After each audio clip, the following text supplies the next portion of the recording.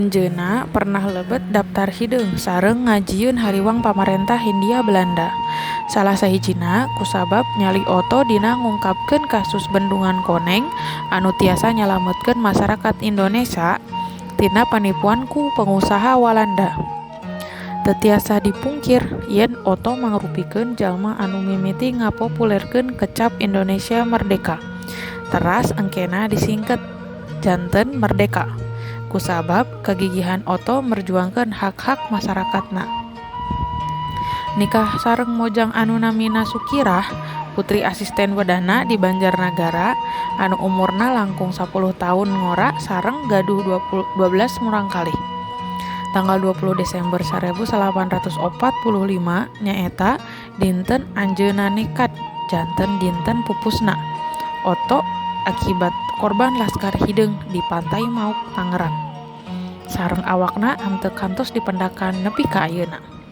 Saatos pupusna, Oto ditunjuk ku pamarentah salaku pahlawan nasional dumasar kana kaputusan Presiden Republik Indonesia nomor 88 /TK/1873 tanggal 6 November 1873.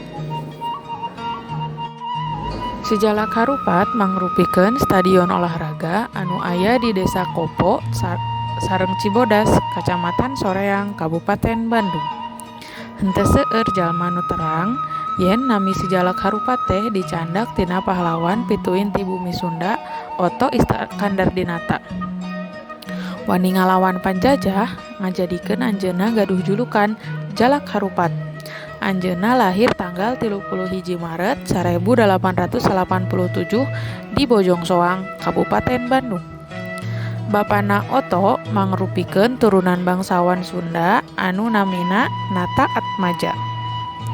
Lahir ti katurunan Menak anu diturunkeun ti ramana Raden Oto Iskandardinata atanapi biasa disebat Oto mangrupikeun anak katilu ti 9 murang kalih. Resep maeng bal sareng joget Sundaan sareng oge sae ngagaleuhkeun gamelan. Anjeunna diajar di HIS Hollands Inlandse School Bandung sareng neraskeun pendidikan di School of Teacher Part 1 anu mangrupikeun pasantren di Bandung. Tina ieu tiasa ditingali yen karakter sareng kacerdasan anu kasohor ti Oto. Resep barontak tapi sok nunjukkeun prestasina. Maca koran The Express anu seseueurna ngandung kritik ka Walanda.